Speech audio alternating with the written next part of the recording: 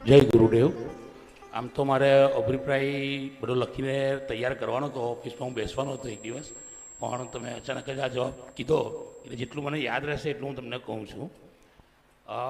શિબિર શરૂ થવાની હતી ત્યારે મને એવું હતું કે 10 દિવસ હું શિબિરમાં કેવી રીતે આવી શકીશ, કારણ કે મારે બોમ્બે અને અમદાવાદ એવા કામો ઘણા ચાલતા હોય છે, એટલે સુરતની બહાર કામો ચાલતા હોય છે.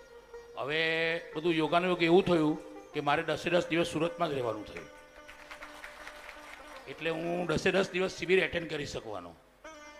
કારણ કે જે લોકો કહેતા હતા કે ભાઈ તું અમદાવાદ તારે આ દિવસે આવવું પડશે, એ લોકોએ જ પછી કેન્સલ કર્યું.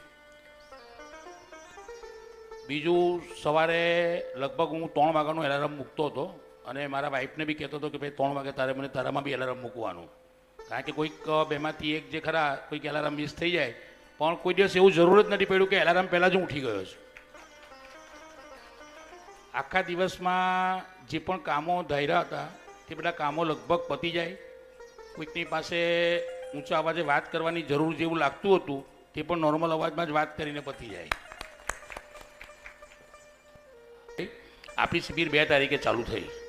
હવે મારો છોકરો હમણાં અમેરિકામાં કેલિફોર્નિયામાં ઇન્ટર્નશીપ કરતો હતો અને એ ટેક્સાસમાં ભણે છે. લગભગ છેલ્લા 1 મહિનાથી એનું ઇન્ટર્નશીપ પૂરી થવાની, ભણવાનું ને જોબ માટે એપ્લાય કરતો હતો. હવે 2 તારીખે અહીંયા આગળ આપણા કરતાં 12 કલાક એ લોકો પછાડી હોય. 2 તારીખે એને જે ટેસ્લા કંપનીમાં ઇન્ટર્નશીપ કરતો હતો એ 2 તારીખે એને વર્ક ઓર્ડર મળી ગયો કે તને ટેસ્લા કંપનીમાં પરફેક્ટ રીતે તને લઈએ છે જોબમાં. અને મારા પર 3 તારીખે, એટલે આપણે અહીંયા 3 તારીખે સવારે 3:35 મેસેજ હતો કે મને ઓફર લેટર મળી ગયો. ખૂબ સરસ. એટલે ટેસ્લા કંપની તો વર્લ્ડની કેટલી મોટી કંપની છે એ બધા અમુક જાણતા જ હશો. એટલે ત્યાં એને આ રીતે બધી આધ્યાત્મિક વિધિથી આપણું ત્યાં બીજા કામો થતા હોય છે તે મારે ખાસ કહેવાનું હતું. ખૂબ સરસ, ખૂબ સરસ.